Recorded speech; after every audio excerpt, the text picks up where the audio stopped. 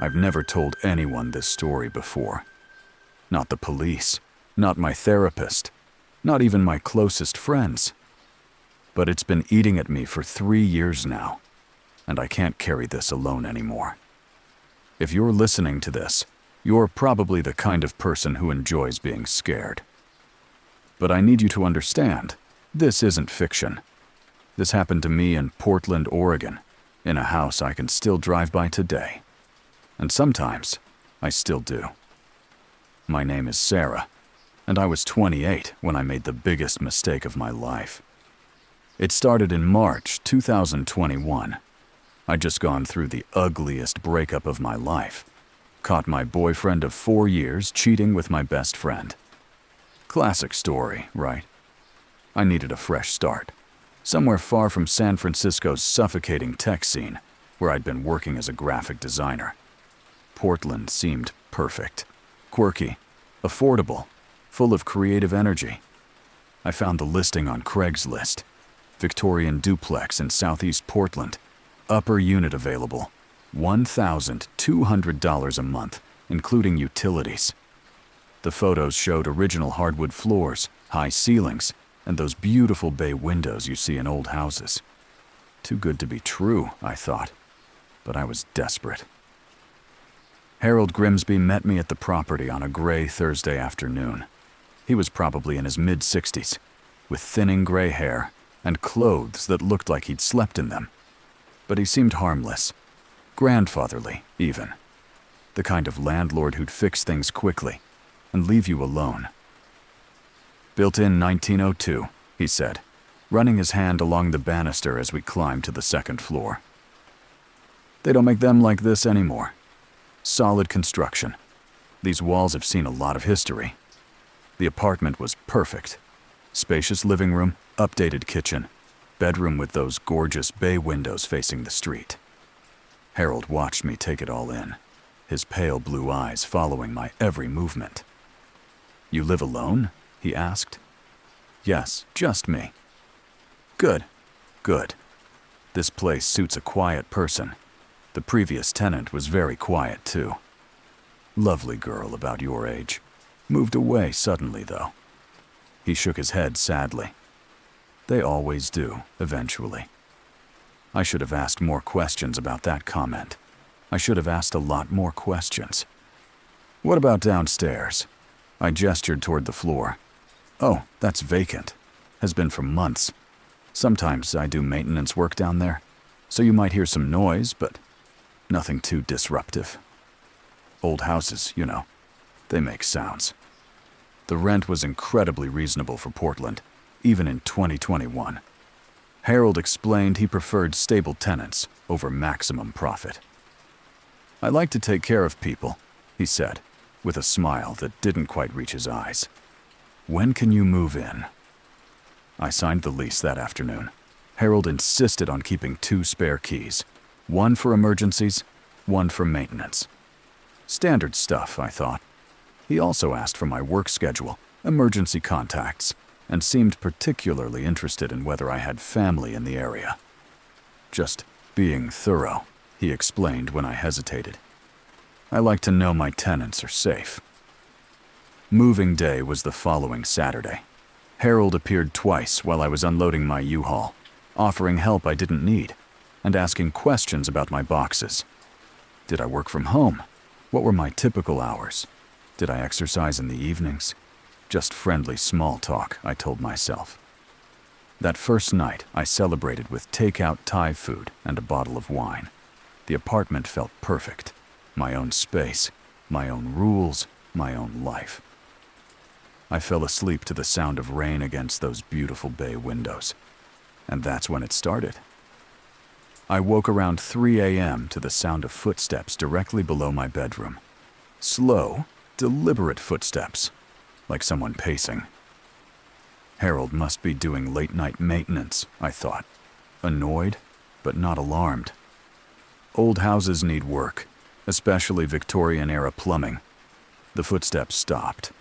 Then I heard water running, not rushing like a broken pipe, but controlled, like someone taking a shower. It lasted about 15 minutes before everything went quiet again. The next morning, I mentioned it to Harold when he stopped by to check if everything was settling in nicely. "Oh, yes.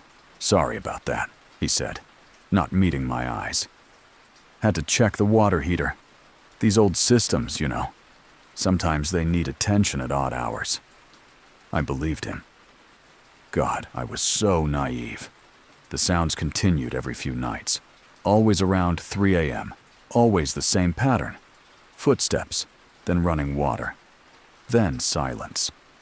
I started wearing earplugs, but in an old house with thin floors, you can feel vibrations even when you can't hear them. After 2 weeks, I noticed other things. Small things that made me question my own memory. My coffee mug would be in the sink when I was sure I'd left it on the counter. The milk in my refrigerator seemed to disappear faster than I was drinking it. My bedroom curtains, which I always closed completely, would be slightly parted in the mornings. Everyone forgets little things, I told myself. New place, new routine, stress from the move. But then I found the key. It was a Tuesday evening in early April. I'd ordered pizza and was waiting for delivery when I decided to reorganize my bedroom closet. While moving a box of winter clothes, I knocked over a small picture frame on my dresser. When I picked it up, there was a key underneath, not one of mine. It was a standard house key, brass-colored, with tiny scratches like it had been used frequently. I'd never seen it before in my life. I called Harold immediately. "Oh, that's probably an old spare," he said when I described it. "Previous tenant must have left it behind. You can just throw it away." But something about his tone felt off. Why would a previous tenant's key be under a picture frame in my bedroom? And more importantly, how would it get there if the apartment had been vacant when I moved in? That night, I couldn't sleep. Every small sound made me paranoid. Was that the house settling, or someone moving around downstairs? I found myself listening so intently that my ears started ringing. Around 2 a.m., I heard something that made my blood freeze. Not footsteps this time, but the unmistakable sound of my front door opening and closing. I grabbed my phone and crept to the living room window. Harold's beat-up Honda was parked across the street, and I could see his silhouette in the driver's seat, just sitting there, watching. The next morning, I checked my door. No signs of forced entry, but the deadbolt was unlocked. I always locked it before bed. Always. That's when I remembered the key I'd found. What if Harold had been coming into my apartment? I started paying attention to details I'd previously ignored. The way Harold always seemed to know my schedule, even when I hadn't told him. How he'd mentioned things like, "Hope you enjoyed that movie last night," when I'd never told him I'd watched anything. How he always appeared within minutes when I got home from work, as if he'd been waiting. And the sounds from downstairs. What if they weren't maintenance? One evening in late April, I decided to investigate. I waited until after midnight, then crept outside and around to the back of the house. The basement had small windows at ground level, most covered by overgrown bushes. But one window, directly under my bedroom, had been cleared, and there was light coming from inside. I pushed through the damp bushes and pressed my face to the glass. What I saw made me stumble backward, my heart hammering so hard I thought I might pass out. It was a fully furnished apartment. Not storage, not maintenance space. Someone was living down there. There was a bed, a kitchenette, a small television, and the walls were covered with photographs. Even through the dirty window, I could see they were pictures of me. Photos of me coming and going from the house. Photos of me through my own windows. Photos of me sleeping, taken from an angle that suggested they'd been shot from inside my bedroom. Harold was living in the basement apartment. He'd been living there the entire time, watching me. I ran back upstairs and triple-checked my locks, but I knew they wouldn't keep him out. He had keys. He'd always had keys. I couldn't call the police. What would I tell them? That my landlord was living in his own building? That he had photos of me? I had no proof of anything illegal, just a terrible, sick feeling that I was being hunted. The next few days were torture. Every sound made me jump. I started sleeping with a knife under my pillow and a chair wedged against my bedroom door. I looked for other apartments, but breaking my lease would cost me my entire security deposit, money I didn't have. And Harold knew something was wrong. He started visiting more frequently, always with some excuse, checking the smoke detectors, inspecting the windows. "Everything okay up here? You seem nervous lately." His eyes had changed. Where I'd once seen grandfatherly kindness, now I saw something cold and calculating, like a predator studying prey. That's when I decided to search his basement apartment. I waited until I saw his car leave on a Thursday afternoon, then used the key I'd found, the one he'd claimed belonged to a previous tenant. It fit perfectly in the basement door. What I found inside still haunts my dreams.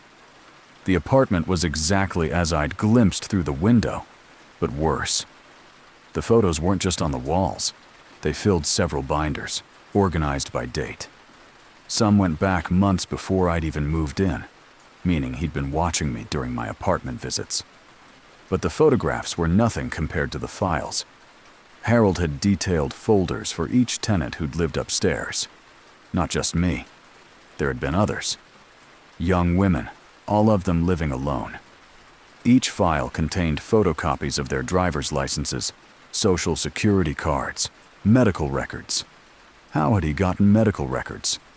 There were behavioral charts tracking their daily routines, their work schedules, their social lives. Notes about their habits. Jennifer drinks wine on weekends, sleeps heavily after 2 glasses. Rebecca always showers at 7 p.m., leaves bathroom window cracked for steam. And at the back of each file, there were obituaries, not newspaper clippings, printed pages from funeral home websites. Jennifer Morrison, 26, died suddenly of apparent heart failure. Rebecca Santos, 29, found dead in her apartment from unexplained respiratory distress. Amy Chen, 31, discovered unconscious in her kitchen, cause of death listed as accidental poisoning. 7 women, 7 dead tenants. My hands were shaking as I opened my own file. Harold had been documenting my life in terrifying detail. He knew what time I went to bed, what I ate for breakfast, which nights I stayed up late working. And at the bottom of the page, written in red ink, timeline, 6 to 8 weeks. Method, TBD. I was going to be number 8. I heard his car in the driveway and nearly panicked. There was no time to take the files, no time to call anyone. I grabbed my phone, snapped pictures of everything I could, and ran upstairs just as I heard his key in the basement door. He knew I'd been down there. That evening, Harold knocked on my door with a plate of homemade cookies. "Thought you might enjoy these. Family recipe." His smile was different now. Knowing, predatory. I thanked him and closed the door, then immediately threw the cookies in the garbage. If 7 women had died mysteriously, Harold wasn't just a voyeur, he was a killer.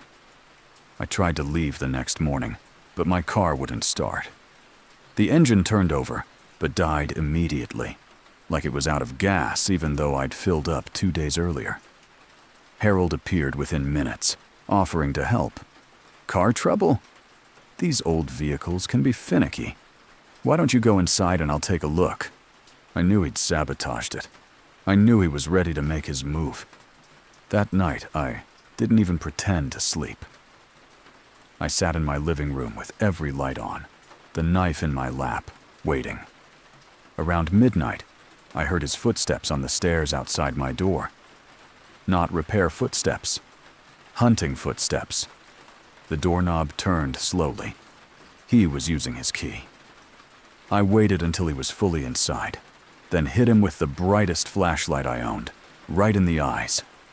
In that moment of blindness, I ran past him and down the stairs, not toward the front door where he could catch me, but toward the basement.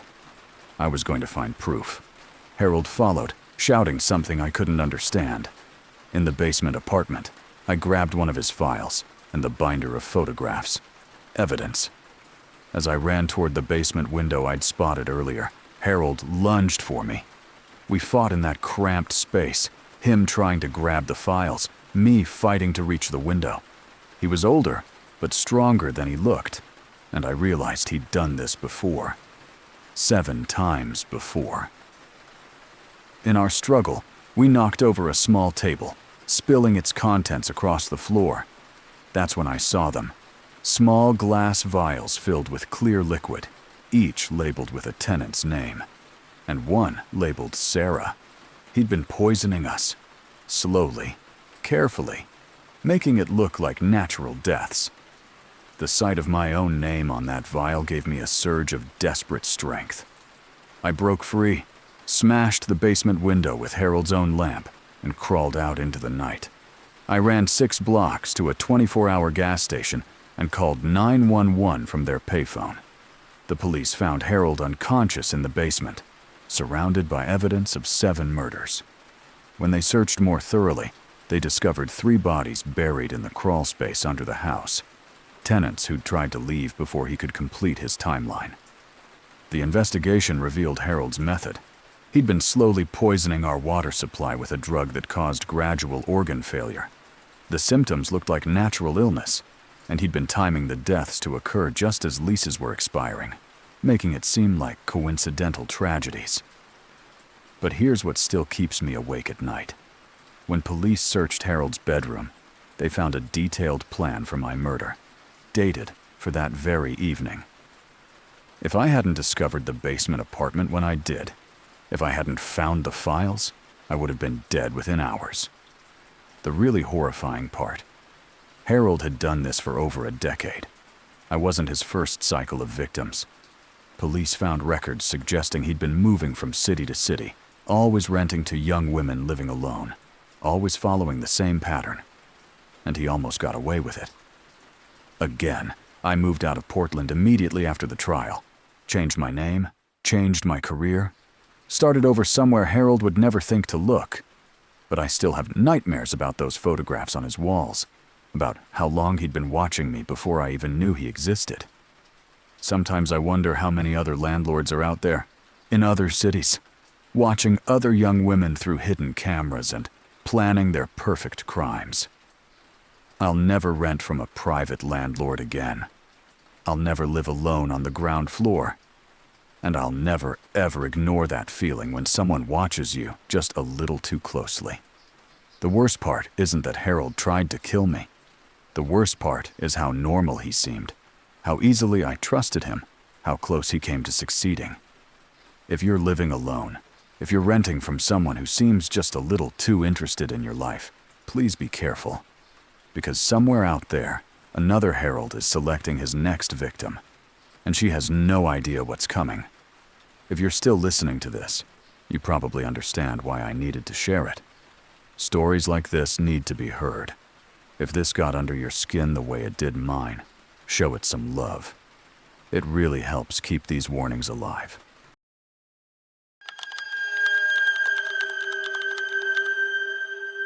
They say a father will do anything to protect his child. But what happens when you can't tell who you're protecting her from? My name is Marcus, and 2 years ago, I thought I'd found the perfect place to start over with my 8-year-old daughter, Emma. I was wrong. What I found instead was a man so broken by grief that he'd spent a decade trying to rebuild his dead family, one tenant at a time. And we were supposed to be his final pieces. The divorce was ugly. Sarah had been cheating for months, and when everything came out, the custody battle nearly broke me financially. But I won. Emma was coming to live with me full-time. Problem was, I couldn't afford our old life on just my construction worker's salary. I needed somewhere cheap, somewhere we could start fresh. That's how I found Walter Pratt's farmhouse. I heard about it through Jimmy, a guy on my crew who'd grown up near Bakersfield. My uncle knows this old man with a farmhouse for rent. Real cheap, good for a man starting over. When Jimmy showed me photos on his phone, it looked perfect. White clapboard house with a wraparound porch. Big yard for Emma to play, surrounded by open fields. Clean air, quiet nights, room to breathe. The rent was almost too good to believe. $600 a month for a 3-bedroom house on 20 acres. In California, that was practically stealing. Walter met us on a Saturday in late September. He was probably 75, with white hair and kind blue eyes behind wire-rimmed glasses, the kind of grandfather every kid deserves. Emma took to him immediately, which wasn't like her. She'd been shy around strangers since the divorce. "Well, aren't you a pretty little thing?" Walter said, kneeling down to Emma's level. "You know, this house has been waiting for a little girl's laughter. It's been too quiet for too long." The farmhouse was everything the photos promised. Original hardwood floors, updated kitchen. Emma's bedroom had windows facing the fields where she could watch the sunrise. Walter walked us through every room, sharing stories about the house's history. "Built this place with my own hands in 1987, he said, running his fingers along the banister. "My wife Mary helped pick out every fixture, every paint color. Our daughter Rebecca loved to slide down this banister when she was about Emma's age." His voice got distant when he talked about them, and I figured he was divorced too. Single fathers supporting each other, I thought. "Where are they now?" I asked. Walter's face clouded over.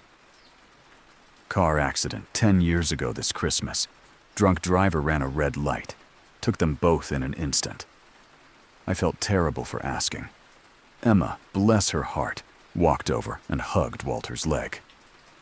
"I'm sorry your family went to heaven," she said, in that way kids do. Walter's eyes filled with tears. "Thank you, sweetheart. You know what? Having you two here might just bring some life back to this old place." The paperwork was simple.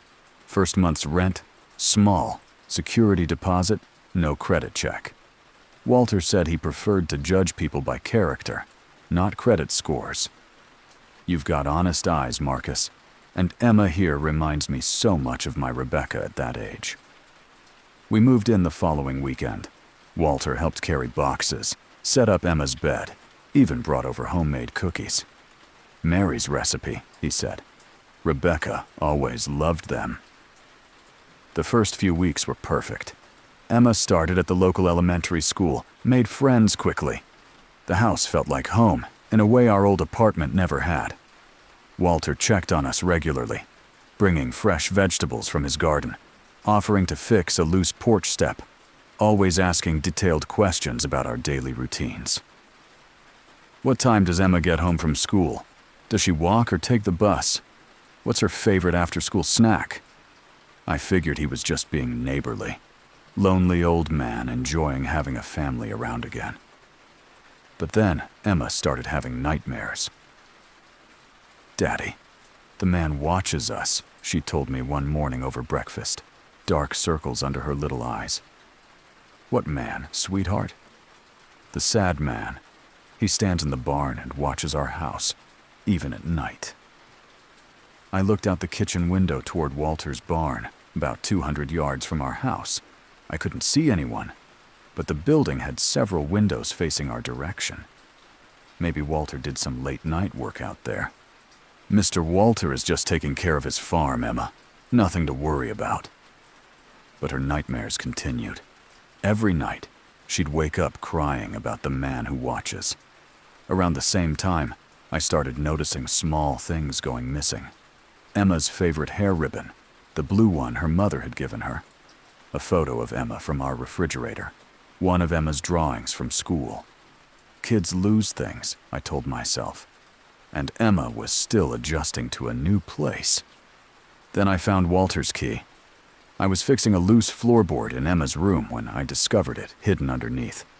A house key I'd never seen before. When I asked Walter about it, he seemed flustered. "Oh, that's just an old spare. Must have fallen through the cracks years ago. You can throw it away." But something in his tone bothered me. Why hide a spare key under Emma's bedroom floor? That evening, I decided to investigate the barn Emma kept talking about. I waited until after she was asleep, then walked across the field under a half moon. The barn was dark, but I could see light coming from a small room at the back. I circled around to find a window and peered inside. What I saw made my blood run cold. The walls were covered with photographs. Not just any photographs. Pictures of Emma and me. Photos of us unpacking boxes, Emma playing in the yard, me working on the porch. Pictures taken from inside our house, Emma sleeping in her bed, me cooking dinner. Private moments no one should have been able to capture. But worse than the surveillance photos were the other pictures. Walter had created what could only be described as shrines. Family photos of him with his deceased wife and daughter were arranged on small tables, surrounded by our belongings. Emma's missing hair ribbon was tied around the frame, holding his daughter's school photo. Her drawing was displayed next to artwork that must have been Rebecca's. The missing refrigerator photo of Emma had been placed next to a nearly identical pose of Rebecca at the same age. And in several photos, Emma's face had been digitally placed over Rebecca's face. I stumbled backward, my heart hammering. Walter wasn't just lonely. He was trying to recreate his dead family using us. The next morning, I confronted him. Walter was in his garden, tending tomatoes like nothing had happened. "We need to talk about the barn, Walter." He didn't even try to deny it. Just smiled sadly and wiped his hands on a dirty rag. "You saw my memory room. Those are our belongings, Walter. Our photos. You've been in our house without permission. I've been preserving memories, Marcus, building something beautiful." His voice was calm, almost hypnotic. Emma looks so much like Rebecca. Same hair, same smile, same way of tilting her head when she's thinking. It's like Mary and Rebecca sent her to me. "We're leaving, Walter. Today." His expression changed then. The grandfatherly kindness vanished, replaced by something cold and desperate. "I don't think you understand, Marcus. This is Emma's home now. This is where she belongs." He gestured toward the house, the fields. "Look how happy she's been here. Look how much she loves it. Why would you take that away from her? Because you're sick, Walter. What you're doing isn't normal." Walter smiled again, but it wasn't kind anymore. "I've had 4 other families live in that house over the past 10 years, Marcus. Beautiful families, just like yours. And they all thought they could leave when they wanted to. What happened to them? They're still here, in a way, in my memory room, in my heart. They understood eventually that some bonds are stronger than death." His eyes drifted toward the barn. "Would you like to see their photos? They're all together now, one big happy family." I grabbed Emma from school that afternoon and started packing immediately. But when I tried to start my truck, the engine made a grinding sound and died. Walter appeared within minutes, toolbox in hand. "Engine trouble. These old trucks can be finicky. Why don't you let me take a look? We'll call a mechanic. Nearest shop is 40 miles away, Marcus. Could take days to get someone out here." His smile was patient, knowing. "Why don't you and Emma come have dinner at my place while I work on it? I'm making Mary's famous pot roast." That night, Emma refused to eat. "The food tastes funny, Daddy." I'd been feeling increasingly sick myself over the past few days. Nauseous, dizzy, weak. What if Walter had been putting something in our food? In our water? After Emma fell asleep, I snuck back to the barn. The memory room was even more disturbing in the darkness. Walter had expanded his shrines to include dozens of family photos. Not just his wife and daughter, but other families. Families who'd rented the farmhouse. Each shrine was arranged the same way. A central family photo surrounded by personal belongings, children's toys, driver's licenses. And at the base of each shrine, there were memorial candles and flowers. These families weren't just gone. They were dead. I found a photo album labeled Family Reunions and opened it with shaking hands. Inside were dozens of photos showing Walter with different families over the years, all posed like happy family portraits. But something was wrong with the photos. The families looked sick, thin, their eyes glassy and unfocused, like they were being drugged. The final pages showed individual memorial photos, formal portraits of each family member with dates of death. 4 complete families, 16 people total, all died over the past decade. And at the very back, Walter had already prepared spaces for new photos, blank frames labeled Marcus and Emma, with today's date written underneath. I heard footsteps outside the barn. Walter stood in the doorway, no longer pretending to be the kindly grandfather. In his hands was a hunting rifle. "I was hoping you wouldn't find this place, Marcus. But I suppose it's better this way. Now you can understand what's going to happen. You killed those families. I preserved them forever. They were so beautiful, so perfect, and they wanted to leave. Just like Mary. And Rebecca wanted to leave me that night. But now they're all together, safe in my memory room, where nothing can hurt them." Walter raised the rifle. "Emma's already part of my collection, Marcus. She calls me Grandpa Walter now. Did you know that? And I've been calling her Rebecca. She responds to it beautifully." I realized with horror that Walter was right. Over the past few weeks, Emma had started acting differently around him. More affectionate, more comfortable. Had he been conditioning her somehow? "She belongs with me, Marcus, and so do you. One last happy family portrait, then you can join the others." I dove sideways as Walter fired, the bullet splintering wood where my head had been. I rolled behind one of his shrine tables, scattering photos and belongings. "Emma!" I shouted toward the house. "Emma, run!" Walter was reloading when I tackled him. We fought among his disturbing shrines, knocking over candles and breaking picture frames. He was older, but surprisingly strong, and I realized this wasn't his first time fighting for his collection. "She's mine now," he gasped as we struggled. "I've been preparing her, just like the others. A little something in her bedtime milk, a little something in her morning cereal. She'll be very peaceful when the time comes." I managed to knock the rifle away and pin Walter to the ground.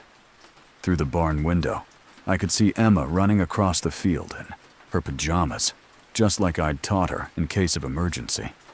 Straight to the main road where she could flag down help. "You can't take her away from me," Walter whispered, his eyes wild. "I've already started the process. The poison is already in her system. If you take her away from me now, she'll die slowly, painfully. But if you let me finish what I started, she'll just go to sleep forever. No pain, no fear." I hit him then, harder than I'd ever hit anyone. Walter went limp beneath me, blood trickling from his mouth. I ran to the farmhouse and grabbed our packed bags, then drove my sabotaged truck until it finally died, 2 miles down the road. Emma and I hitchhiked to the nearest town and called the police from a gas station payphone. When officers arrived at Walter's farm, they found the memory room exactly as I'd described. But Walter was gone. The old man had vanished, leaving behind only his disturbing collection of family memories. The investigation revealed Walter's pattern. Every few years, he'd rent his farmhouse to a family with a young daughter who resembled his deceased child. He'd slowly poisoned them with arsenic, mixed into their food and water, creating the appearance of a natural illness. When they were weak enough, he'd stage family photos and then finish them off, preserving their bodies in a root cellar beneath the barn. 16 people over 10 years. And Emma and I were supposed to be 17 and 18. But here's what still haunts me. When the police tested Emma's blood, they found traces of arsenic. Walter had been poisoning her for weeks, slowly building up the levels in her system. Another few days, and she would have been too weak to run. We moved 3 states away after that, changed our names, started completely over. Emma doesn't remember much about Walter. The doctors said the arsenic caused some memory loss, which might actually be a blessing. But sometimes late at night, she still talks about Grandpa Walter, like he was a real family member. And sometimes I catch her looking out the window, as if she's watching for someone. The worst part isn't that Walter tried to kill us. The worst part is how easily he made us trust him, how quickly Emma bonded with him, how close he came to completing his collection. If I hadn't found that memory room when I did, we'd be nothing but photos in his shrine now. I don't usually ask for anything, but if this story is getting under your skin the way it still gets under mine, show it some love. Stories like this need to be shared, need to be remembered. It really helps. Walter was never found. For all I know, he's still out there somewhere, setting up another farmhouse, another rental opportunity, looking for another family to collect. And somewhere, there's a father just like me, thinking he's found the perfect place to start over with his child. I hope he's more careful than I was.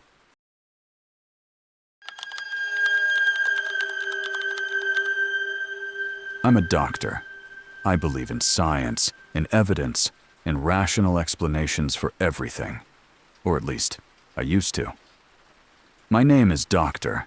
Jennifer Rodriguez, and 3 years ago I discovered that some things can't be explained by medical textbooks or laboratory tests. Some things are older than science itself.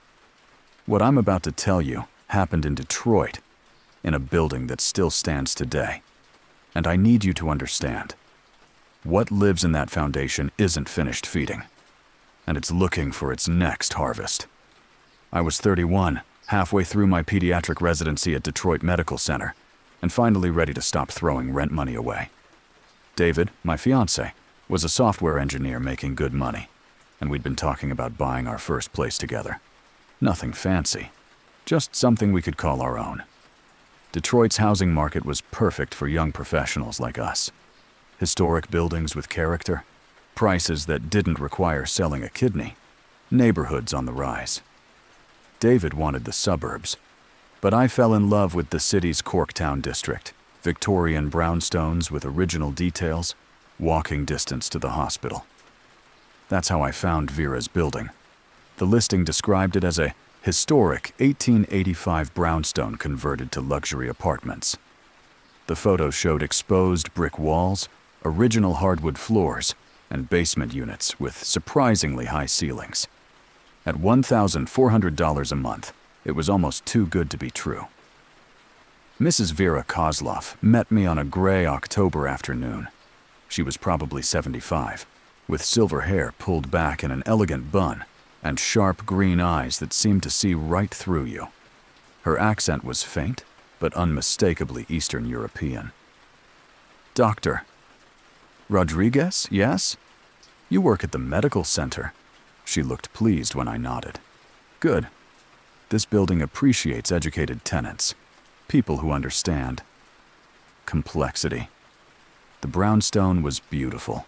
4 stories of red brick with stone trim, original stained glass in the entryway. Vera led me down to the basement apartment, her footsteps echoing strangely in the narrow stairwell. This unit is special, she said, unlocking the heavy wooden door. Original foundation stones, you see? Built to last forever. The apartment was stunning. Exposed stone walls, polished concrete floors, modern fixtures that somehow complemented the historic bones. The rent included all utilities, which seemed incredibly generous. The building has good energy, Vera continued, running her hand along the stone wall. Very grounding, very nourishing. You will feel at home here, I think. There was something odd about the way she said nourishing, but I attributed it to her accent. What about the other tenants? I asked. Quiet people, serious people. They keep to themselves, focus on their work, Her smile was warm, but somehow didn't reach her eyes.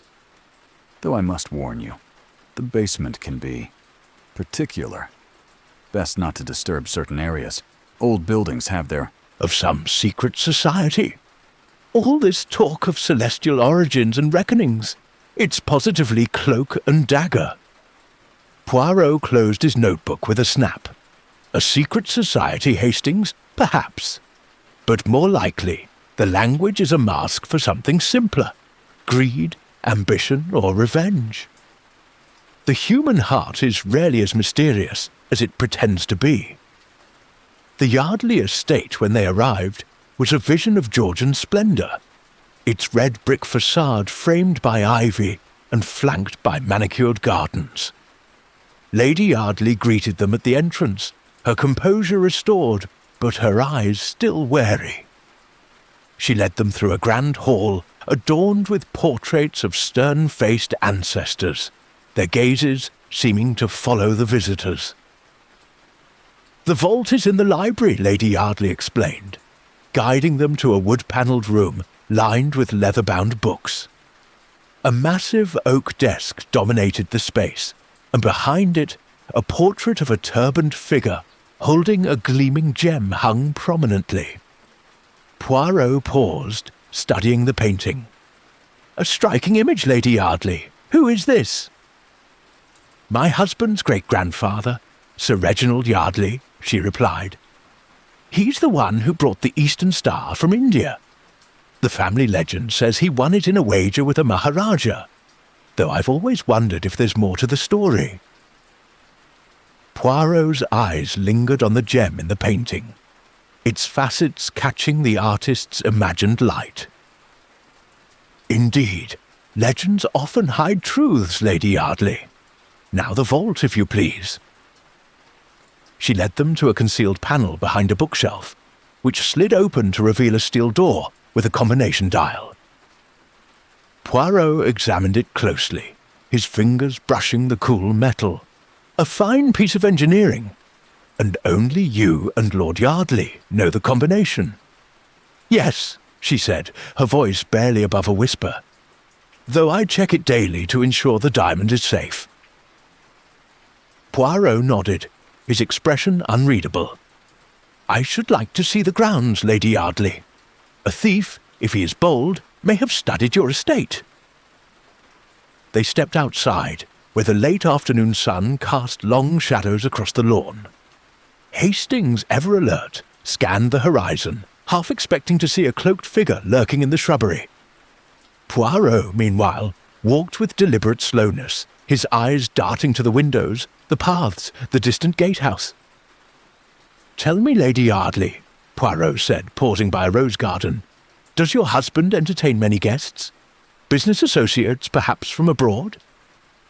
She frowned, considering. "Occasionally. There was a gentleman last month, a Mr. Chang, who visited to discuss investments. He was polite, but intense. He asked about the Eastern Star, said he'd heard of its beauty. I thought it odd, but Lord Yardley dismissed it as curiosity." "Mr. Chang," Poirot repeated, his tone neutral, but his eyes sharp. "And his appearance? Tall, impeccably dressed, with a slight accent. Chinese, I believe. He wore a ring with a star-shaped..." The results. Or living in that basement. Maybe you're not getting enough sunlight. But I'd been taking vitamin D supplements religiously, and I'd lived in basements before without these issues. That's when I started hearing the chanting. It was always late at night, always in a language I didn't recognize. Rhythmic, hypnotic, coming from somewhere below my apartment. Which was impossible. I was in the basement. There was nothing below me but foundation. The first time I mentioned it to Vera, she looked genuinely surprised. Chanting? No, that must be the pipes. Old buildings, old plumbing. Makes strange sounds sometimes. But it wasn't pipes. It was voices. Multiple voices, speaking in unison. I started documenting everything. Times, duration, any patterns I could identify. The chanting happened every 3 nights, always between 2 and 4 a.m. Always the same rhythm, the same unknown language. One night in late December, I couldn't take it anymore. I followed the sound to its source, the walled-off section of the basement Vera had warned me not to disturb. The drywall was newer than the rest of the basement, hastily installed. I pressed my ear against it and could hear the chanting clearly. It was coming from directly behind the wall. I found a loose section where the drywall met the stone foundation and managed to pry it back just enough to see inside. What I found made my medical training irrelevant. Behind the false wall was another room, older, deeper, carved directly into the building's original foundation. The walls were covered with symbols I didn't recognize, carved deep into the stone. Candles flickered from niches in the walls, casting dancing shadows across surfaces, stained dark with what looked like dried blood. And in the center of the room was Vera. She was kneeling before a stone altar, surrounded by glass vials filled with dark liquid. As I watched in horror, she poured the contents of one vial into a small brazier, and the flames turned deep red. The chanting I'd been hearing was coming from Vera herself, not multiple voices, but somehow her single voice creating an impossible harmony, like she was speaking in several octaves at once. And the vials, I realized with growing terror that they were labeled. From my hiding place, I could make out names written in Vera's precise handwriting. The graduate students, the freelance writer, the retired teacher. And at the far end of the altar, a fresh vial labeled with my own name. She was collecting our blood. I backed away from the wall as quietly as possible, my mind racing. How was she getting our blood? When? How long had this been going on? The next morning, I called in sick and spent the day researching everything I could find about the building's history. What I discovered made my medical skepticism crumble completely. The brownstone had been built in 1885 by a Russian immigrant named Dmitry Kozlov, Vera's ancestor. Records showed that tenants in the building had been dying of mysterious illnesses for over a century. Always the same symptoms: anemia, fatigue, immune system collapse, and always in the basement apartments. I dug deeper into genealogy records and found something impossible. Vera Kozlov had been listed as a resident of Detroit since 1923. Not her grandmother or great-grandmother, Vera herself. The photographs from different decades all showed the same woman, unchanged by time. If the records were accurate, Vera was 127 years old. I confronted the other tenants that afternoon. Once they realized I was a doctor, they opened up about their symptoms. Everyone in the building was experiencing the same health problems: severe fatigue, anemia, vitamin deficiencies that made no medical sense. "How long have you been feeling like this?" I asked the graduate student who lived on the 3rd floor. "About 6 months, ever since I moved in." She looked embarrassed. "I keep meaning to see a doctor, but Mrs. Kozlov makes this special tea that seems to help a little." Vera's tea. I'd been drinking it regularly, thinking she was just being kind. What if she was using it to mask the symptoms of whatever she was doing to us? That night, I waited until the chanting started, then crept back to the false wall. This time, I brought my phone and recorded everything I could see. The ritual was more elaborate than before. Vera had arranged the blood vials in a specific pattern around the altar, and as she chanted, the liquid in each vial began to glow with an unnatural light. The symbols carved into the foundation stones were pulsing in rhythm with her voice, and I felt something happening to my own body, a pulling sensation, like something vital was being drawn out of me. My vision started to blur, my legs felt weak. I realized with medical clarity that Vera wasn't just collecting our blood. She was somehow feeding off our life force through the building itself. The foundation stones weren't just carved with symbols. They were a massive ritual circle, designed to trap and channel the life energy of anyone living above them. I had to get out. I had to warn the others. But when I tried to back away from the wall, Vera's chanting stopped. "Doctor!" "Rodriguez." Her voice came from directly behind me, though I hadn't heard her approach. "I was wondering when your medical curiosity would overcome my warnings." I spun around to find Vera standing in the basement, no longer the frail elderly woman I'd known. She looked decades younger, her skin glowing with unnatural health. "You've been feeding off us." Feeding is such a crude word. I prefer sustaining myself. Her accent was gone now, replaced by perfect, ageless English. "Do you know how long I've been perfecting this process, Doctor? Rodriguez? How many generations of my family learned these rituals before passing them to me?" She gestured toward the symbols on the foundation stones. "This building is a machine designed to collect and concentrate life force.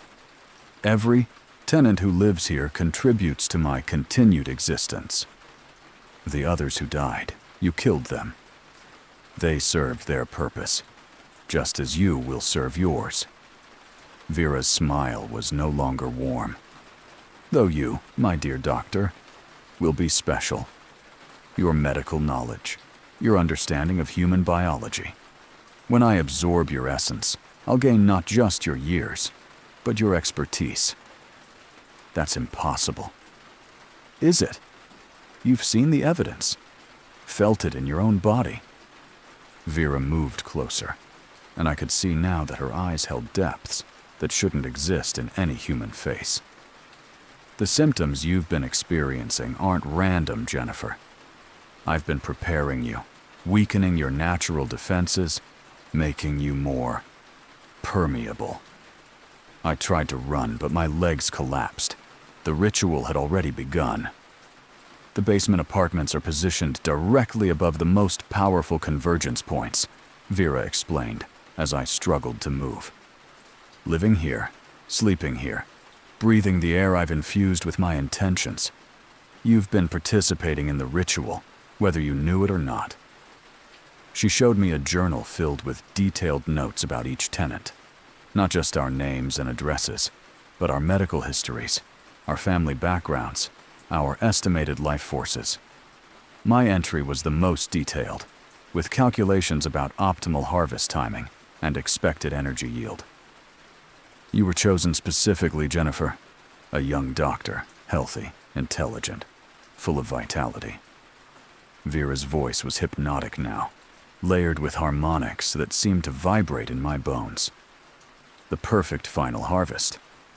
She led me, or rather, my failing body followed her against my will, back to the hidden room behind the false wall. The altar was prepared with fresh candles, and my labeled vial sat ready among the others. "Your blood has been collecting for weeks," Vera explained. "Every cup of tea you drank, every meal prepared in this building's kitchen, all infused with compounds that make your life force more accessible." The ritual circle was vast, I realized now. The entire building sat on a foundation inscribed with symbols, turning every apartment into a feeding chamber. Vera hadn't just been collecting blood. She'd been slowly draining our life forces for months. "Previous tenants thought they were dying of natural causes," she continued. "Anemia, immune disorders, organ failure. But they were simply being consumed, their essences drawn into the foundation stones to sustain my extended life." As Vera began the final chanting, I felt my strength ebbing away completely. The symbols in the stone began to glow, and I could see energy, my energy, flowing from my body into the carved patterns. But my medical training kicked in. If this was a biological process, even a supernatural one, there had to be a mechanism. The symbols weren't just decorative. They were channels, pathways for conducting life force, and channels could be disrupted. With the last of my strength, I grabbed one of the heavy candles from the altar and brought it down on the central symbol carved into the foundation stone. The carved lines were filled with what looked like metal, silver, or pewter, creating a conductive pathway. The symbol cracked. Vera's chanting faltered as the energy flow was disrupted. I brought the candle down again, shattering more of the metallic inlay. "Stop!" Vera lunged for me, but something was happening to her. As the ritual circle broke down, she began aging rapidly. Decades of stolen time were catching up all at once. I kept smashing symbols, breaking the carefully constructed energy pathways. With each broken connection, more of Vera's stolen life force dissipated. Her skin wrinkled, her hair turned white, her back curved with sudden age. The building itself began to groan. 127 years of accumulated life force was being released all at once. The foundation stones cracked, the walls shuddered, and I could hear water pipes bursting throughout the building. "You don't understand what you've done," Vera gasped, now looking every one of her 127 years. "Without the ritual, without the foundation, this building will collapse. Everyone inside will die." But I could feel my strength returning as the energy drain reversed. I ran through the crumbling basement, up the stairs that were already starting to sag. "Everyone out!" The building's collapsing. The other tenants, suddenly alert as their stolen life force returned to them, needed no further convincing. We all made it out just as the brownstone folded in on itself, the foundation finally unable to support the weight of the building and the supernatural forces it had contained. Vera's body was found in the rubble. The official cause of death was listed as natural causes related to advanced age, which was technically accurate.